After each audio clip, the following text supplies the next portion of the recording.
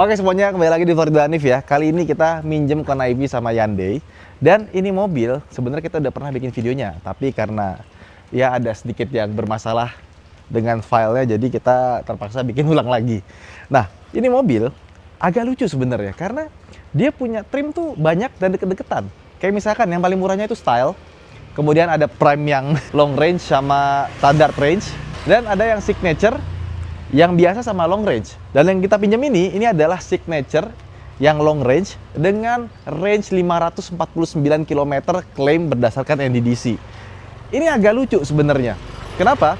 Karena waktu Hyundai ngeluarin Ioniq 5 itu dia range-nya 451 km, standarnya WLTP yang terbaru di Eropa. Nah, 451 kalau di NDDC itu mungkin sekitar 520 atau 530 km. Nah, cuman gara-gara banyak EV Cina masuk dan mereka pakai standarnya NEDC ya, New European Driving Cycle tahun 1980-an ya. Itu ya standar lama, yang baru sekarang WLTP. Tapi karena ngelihat claim range dari mobil-mobil Cina yang pakai NEDC semua dan panjang-panjang semua, bisa 550 sampai 600, bahkan yang prime long range ini range-nya bisa sampai 600 km. Akhirnya di Kona EV Hyundai pakai klaim dari range NEDC. Nggak jelek sebenarnya, bagus. Cuma kalau 549 mungkin dalam WLTP sekitar 490 km lah. Ya, jadi kalau gue sih, menurut gue lebih akurat pakai WLTP. Dan biasanya kalau WLTP-nya 451, pakai Ioniq 5, biasanya lebih dari 500 kilo kan. Nah, kurang lebih seperti itulah. Dan kalau soal desain, ya seperti biasa, desain like and dislike ya. Kalau gue sih depannya suka, belakangnya gue nggak suka. Tapi yang gue suka dari mobil ini adalah dia punya pintu buat charger itu ada posisinya di depan. Karena kalau di bagian kiri atau kanan ketika kita ngecas, itu kadang-kadang ya yang kanan dipakai, mau narik kejauhan. Nah kalau di depan sini, mau mesinnya ada di kanan atau di kiri, tetap bisa nyolok. Harusnya semua mobil listrik di depan. Lebih gampang gitu. Jadi kiri kanan tuh agak merepotkan lah, karena gue udah pakai mobil listrik sekitar 2 tahun lebih. Nah, menurut gue yang the best itu ditaruh di bagian depan. Dan dia lengkap dengan kamera 360, ada radarnya, ADAS-nya full, sampai ke bagian kamera juga ada. Jadi ADAS-nya sudah lengkap seperti bagaimana Hyundai pada umumnya. Dan logo Hyundai-nya sekarang udah pakai model baru, jadi dia tuh rata, nggak nonjol-nonjol kayak si Ioniq 5. Dan kita lihat ke bagian samping ya. Sama, gue lucu ya, maksudnya dia kan punya trim banyak, harganya deket-deketan. Kayaknya yang paling banyak dibeli sih harusnya Signature long range ya dibandingkan dengan yang lain. Dan setelah beberapa bulan dari Gias ya kalau nggak salah, terus ke Desember atau November kemarin, Hyundai baru aja ngeluncurin Kona EV versi yang N-Line. Jadi bentuk bumper depannya beda, peleknya beda, sama di belakang ada spoiler gede, dan di interiornya itu ada beberapa pernak-pernik N-Line. Jadi kayak setirnya, kursinya, sama ada merah-merahnya di bagian interior. Nah, kalau desain samping, jujur paling keren tuh desain sampingnya sih, karena gue suka garis-garisnya tegas gitu ya. Di sini ada hitam dari black glossy dan dia punya pilihan warna matte. Kalau di Ioniq 5 kan cuma itu ya, gold matte ya. Kalau ini tuh ada yang putih matte, hitam matte, sama yang gold matte tentu saja ada. Dan bagus sih, gue paling suka warna putih matte-nya ini. Tapi kalau beli mobil kayak gini, itu ngerawatnya mesti agak ekstra. Nah, di bagian atas ini roof rail bisa kepake beneran. Dan modelnya flush ya. Ada sunroof, gede sunroofnya, segede gini tuh, panjang. Tapi nggak panoramik. Sama dia punya shark fin antena, itu warnanya hitam. Terus dari depan ke belakang, ini chrome-nya tuh kayak aluminium brush. Bagus. Nah, hal yang paling gue gak suka dari mobil ini adalah bentuk belakangnya. Ya, desain tuh selera, cuma dari awal keluar sampai sekarang gue ngelihat desain belakang itu masih butuh mencerna lah. Tapi ini lebih bagus dibandingkan dengan Hyundai Santa Fe. Bagasinya, ini karena kita lagi ke Bandung jadi kita bawa bagasi cukup banyak. Bagasinya cukup besar ya, bisa muat banyak tas. Ada subwoofer di bagian samping, dan kalau kita butuh ekstra lagi, ini bisa dibuka. Nah, gede. Kalau misalkan kita butuh lebih, bisa dikebawahin. Sama kita dapat separasi yang bagus ya. Kita tutup, dia sudah pakai elektrik. Tapi ya seperti gue bilang, meskipun desain belakang gue kurang begitu suka, tapi ini lebih bagus dibandingkan dengan Hyundai Santa Fe. Nah kemudian Improvement yang paling berasa di Kona EV ini ada di bagian belakangnya. Karena sekarang belakangnya jadi lega dan nyaman. Kursi belakangnya sebelumnya kan sempit banget ya. Karena dia kan ini untuk pasar Eropa ya. Biasanya Eropa tuh kursi belakangnya emang suka sempit banget gitu. Coba gue ke bagian paling kiri. Jadi belakangnya sekarang dia punya legroom lebih besar, headroom lebih besar. Ada armrest di bagian sini ya. Kiri kanan. Terus sekarang sandaran kursinya ini bisa dibikin serebah ini. Dan kalau misalkan terasa terlalu rebah, kita bisa tegakin dikit. Nah, jadi seperti ini. Nah, tergantung sih selera sih, tapi sekarang udah lebih bagus lah. Kalau yang dulu kan udah sempit, tegak banget, plus suspensinya keras banget di belakang. Nggak nyaman lah kalau buat berempat. Tapi kalau yang sekarang itu sudah jadi lebih baik. Ditambah lagi, buat penumpang belakang, kita dapat fasilitas kayak misalkan sekarang ada ventilasi AC-nya buat kiri dan kanan. Ke bawah, nah ini ada colokan listrik nih. Bagus. Dia maksimal 250 volt, 16 ampere. Gede, sama ada USB-C di bagian bawah sini. Jadi untuk penumpang belakang sekarang udah jauh lebih baik dibandingkan dengan Kona EV model sebelumnya. Nah, sekarang sebelum kita ke depan, mobil ini punya ban dari Kumho Exta PS71. Di mana ban ini ukurannya 235/45 R19 dan desainnya masih ngikutin parametrik pixel yang kotak-kotak. Ada kotak, kotak, kotak, kotak. Ya, kurang lebih seperti itulah. Lagi-lagi masalah selera, menurut gue sih bagian peleknya lumayan oke. Kemudian dia sudah pakai 4 buah rem cakram, suspensi belakangnya juga sudah independen multi-link ya. Dan sekarang dia punya kunci model Hyundai terbaru yang menurut gua agak kurang sih ya. Kenapa nih desainnya kayak plastik murah gitu, meskipun dia kayak logo Hyundai. Sama bagian ini tuh gampang banget pecah gitu loh kulit-kulitannya. Nah, tapi untuk versi Hyundai Kona EV terbaru, dia punya Hyundai Blue Link yang lebih baru. Jadi Hyundai Blue Link itu aplikasi yang bisa kita kontrol dari handphone dan gue suka banget sama aplikasi itu ya. Kenapa? Karena itu benar-benar kepake. Contoh, kita mau masuk mobil, kita nyalain dulu biar adem. Nah, itu paling sering kepake tuh. Yang kedua, gue berapa kali ninggalin mobil, kuncinya gue taruh di dalam. Gue kunci pakai Blue Link, nanti misalkan ada teman kita atau keluarga kita ngambil tuh mobil, kita tinggal bilang, kalau udah nyampe kasih tahu ya. Pas dia udah nyampe depan mobil, kita buka dari jarak jauh, mereka masuk, kuncinya dari dalam, tinggal bawa jalan. Itu benar-benar convenient. Nah, yang terbaru ini lebih canggih lagi. Jadi, dia bisa ngelihat kamera 360 mobil ini dari handphone. Jadi kan dia punya kamera 360 ya. Misalkan kita lagi di parkiran, emang bisa di locating kan. Tapi kalau kita ngelihat lokasi di parkiran yang bertumpuk-tumpuk gitu ya, misalkan ada 1, 2, 3, 4, 5 lantai, nah kita bisa lihat dari kamera. Sekarang lantai berapa sih? Warnanya apa sih? Nah, kurang lebih kayak gitulah. Nah, terus kita lihat bagian depannya. Karena Hyundai Kona ini, dia emang nggak serapi Ioniq 5 ya. Tapi tetap punya tempat penyimpanan meskipun nggak gede-gede amat. Cuma segini aja. Lumayan sih. Ini kan buat taruh V2L-nya gitu kan.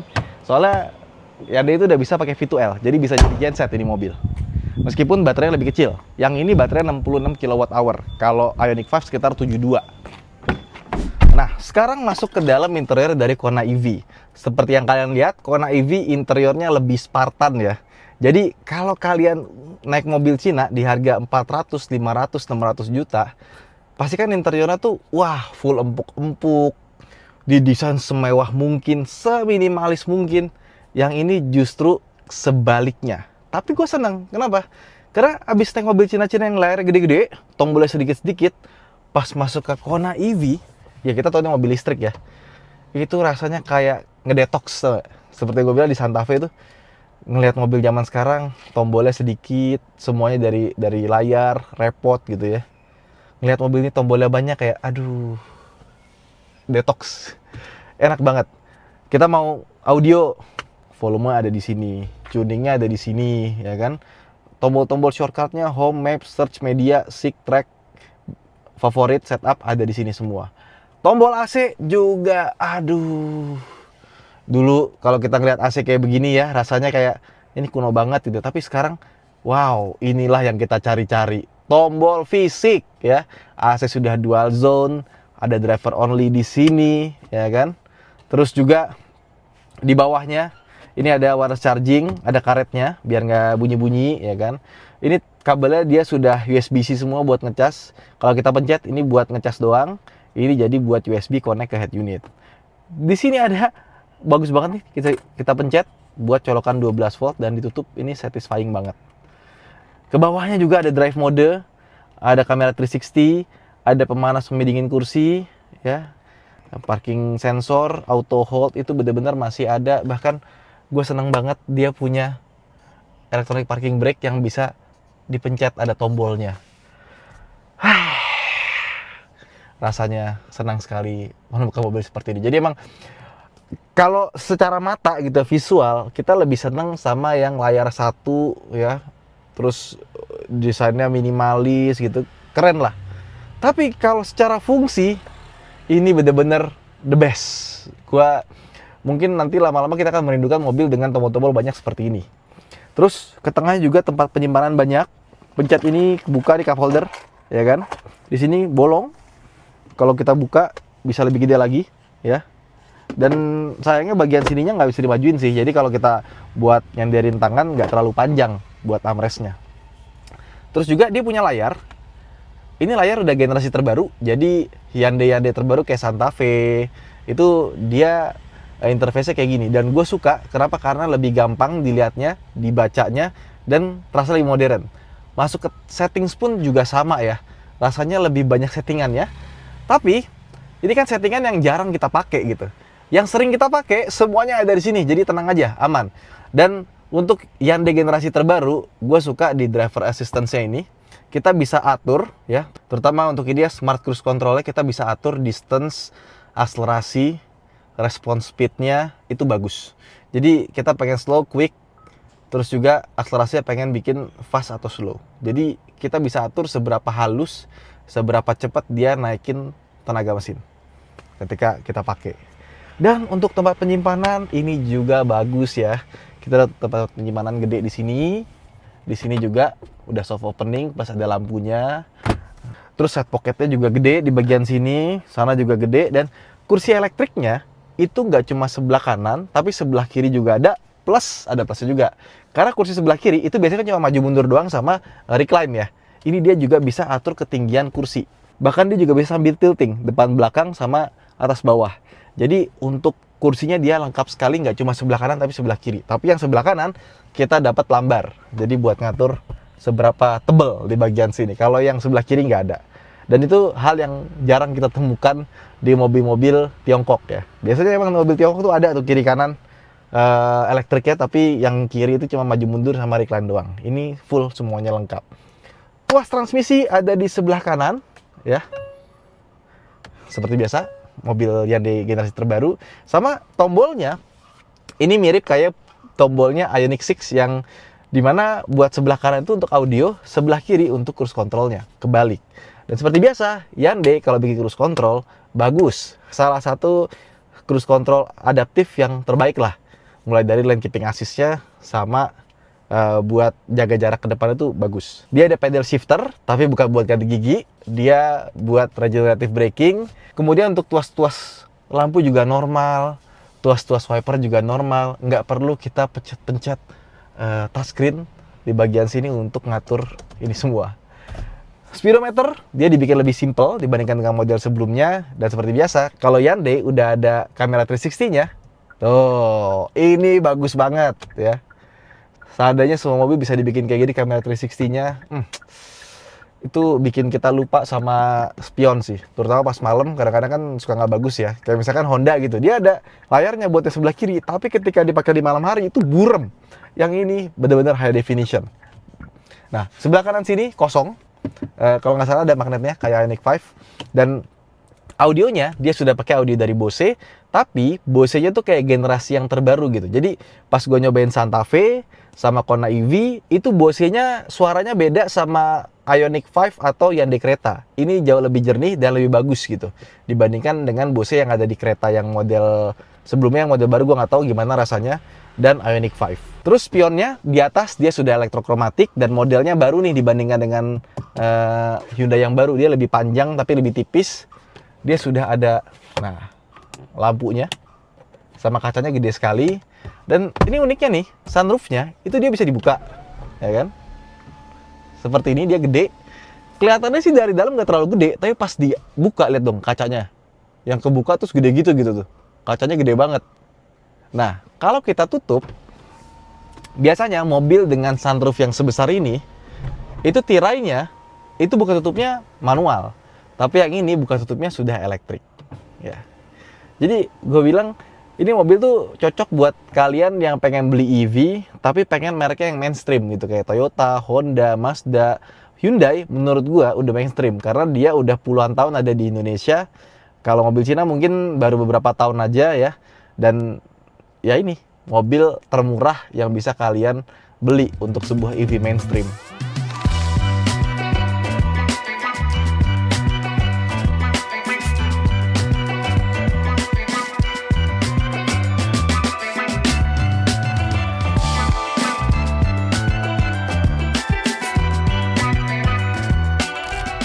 Oke, sekarang kita udah nyetir di dalam Kona EV, dan Kona EV ini sebenarnya kalau kalian biasa naik mobil Hyundai, biasa naik Kona EV yang lama atau Ioniq 5 yang gue udah pakai sekitar dari tahun 2022 ya, ini mobil tuh rasanya mirip.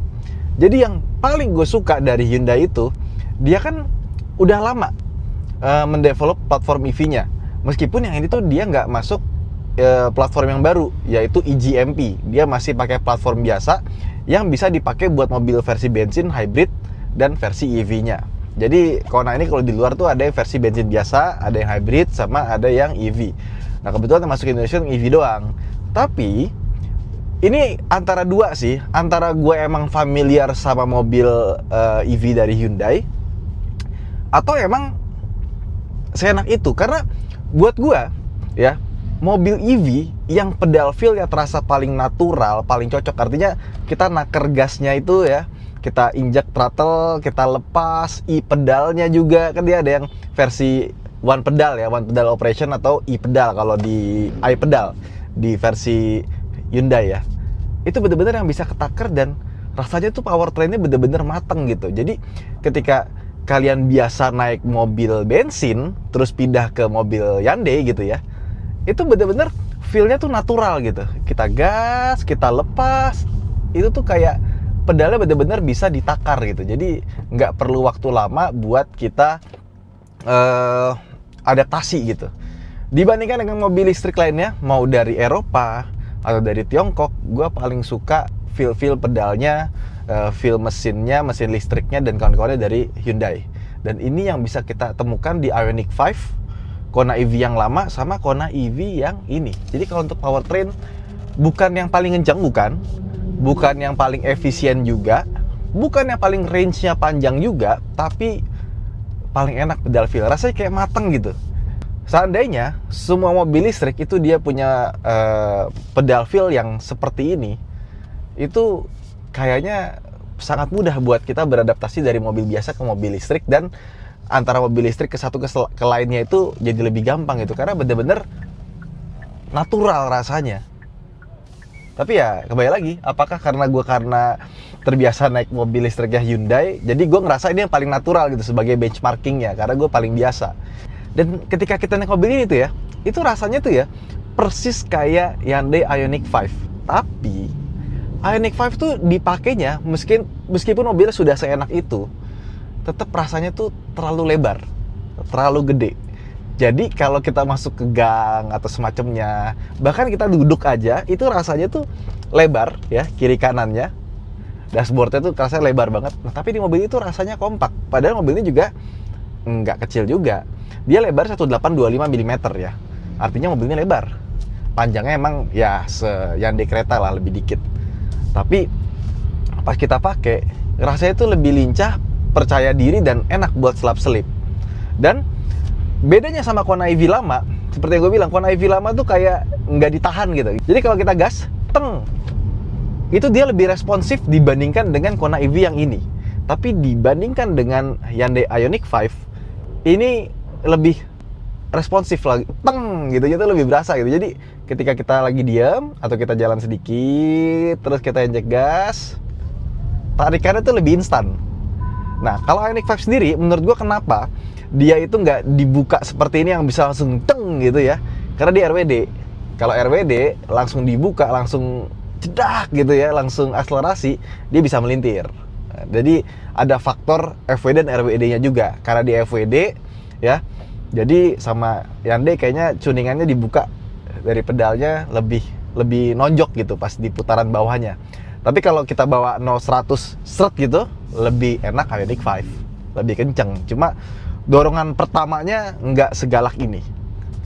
Terus juga mobil ini gue suka handlingnya bagus, akurat, radius putar juga bagus, dan steering feel-nya juga enak ya. Jadi kalau biasa bawa mobil Eropa gitu ya, ke Kona EV ini rasa setir-setirnya tuh Eropa dibandingkan sebuah mobil Jepang atau Korea yang kita kenal gitu. Dan yang kedua, ini mobil memang nggak seperti mobil-mobil Cina yang udah pakai double glass kacanya, depan belakang gitu kan. Ini kaca masih standar, ya nggak ada yang aneh-aneh, masih single glass gitu ya. Tapi lumayan tebal kayaknya. Peredamannya bagus sekali ini mobil. Jadi kalau kita dengar suara kabinnya, menurut gue udah sangat baik ya. Tapi kalau dibandingkan dengan Ioniq 5, Ioniq 5 itu lebih kedap, terutama di bagian kolongnya. Kalau ini kolongnya masih ada suaranya dibandingkan dengan Ioniq 5. Begitu pula kemarin kita bawa dari Bandung ya, dari Jakarta ke Bandung, salah kan? Ini mobil tuh suspensinya pas banget ya. Fine tuningnya bagus sekali nih mobil. Jadi dia tuh nggak terlalu empuk, tapi juga nggak terlalu keras. Jadi pas banget gitu, balance-nya bagus. Sepertinya Hyundai ini ketika membuat Hyundai Kona ini, kalau yang lama itu kan buat driver sih enak-enak aja. Tapi yang buat di belakang, wah itu gedebak-gedebuk, lompat-lompat, udah gitu kursinya tegak banget lagi kan. Nah, di Kona EV yang ini itu sudah diperbaiki. Even menurut gua, suspensinya gue lebih senang ini dibandingkan dengan Ioniq 5. Beda karakter, tapi ini kayak lebih pas aja gitu. Ini tuh bisa gue bilang kayak Ioniq 5 versi yang lebih kecil dan lebih enak kalau kita bawa buat harian. Jadi kalau kalian nggak pakai supir gitu ya, ini mobil tuh pas banget ya. Performanya enak, suspensinya enak, peredaman kabinnya bagus. Bener-bener nggak banyak komplain lah di mobil ini. Memang mungkin nggak semua orang suka desain eksteriornya, desain interiornya, tapi once sudah masuk, udah pakai buat harian, semakin lama kita pakai mobil ini, itu rasanya semakin menyenangkan gitu. Semakin kita tuh, ini mobil pas ya. Kayaknya tuh Hyundai waktu bikin mobil ini, itu rasanya tuh kayak mereka mikir gimana caranya membuat mobil yang enak, praktikal, dipakai sendiri tanpa supir, itu udah kayak the best lah buat kemana-mana gitu. Dan bener deh, mobil Cina gitu ya, kadang-kadang tuh masih ada hal yang kurangnya gitu. Kayak misalkan, kok suspensinya empuk sih, tapi pas kencang kok agak mental-mentul, atau mungkin terlalu keras, atau mungkin kayaknya ada yang kurang-kurang di bagian apanya gitu, kayak gemes gitu kan. Tapi di mobil itu bener-bener gak ada gitu loh. Jadi kayak, paling desain ya, kalau nggak suka desainnya oke lah, tapi pas kita pakai, yakin ya nggak bakalan banyak komplain dengan mobil ini.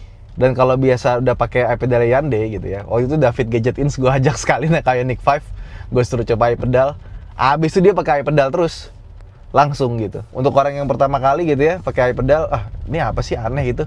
Tapi kalau udah biasa, enak-enak aja. Dan bedanya kalau iPedalnya Kona EV, dia tuh masih ada kelasnya dikit nih. Jadi kalau kita lepas, saya berhenti, dia masih ada deknya gitu, ada kasarnya sedikit, tapi sedikit sekali. Kalau Ioniq 5 kan benar-benar halus ya, kalau ini masih ada deknya gitu. Jadi setelah kita nyobain Kona EV dengan harga 598 juta, ini mobil yang sangat-sangat rasional. Karena ketika dipakai, itu enak, dan pasti kalian akan merindukan tombol-tombol yang banyak itu dan mudah sekali dipakainya. Setelah banyak nyobain mobil-mobil Tiongkok, layar-layar besar, menu-menu yang sulit dihafal gitu ya, naik ini tuh kayak, mobil tuh emang harusnya diciptakan seperti ini. Memang secara estetik ya kan, nggak sebagus mobil-mobil Tiongkok kalau kita lihat interiornya. Tapi secara fungsional, naruh-naruh barang, kemudahan kita makainya, ini mobil yang kita duduk, jalan, udah bener-bener kayak peace of mind gitu. Oke, itu aja mungkin video kita kali ini. Buat teman-teman yang sudah beli Kona EV, coba komen dong bagaimana rasanya dan gimana perawatannya. Komen di bawah. Saya Danif, sampai jumpa di vlog berikutnya. Bye-bye.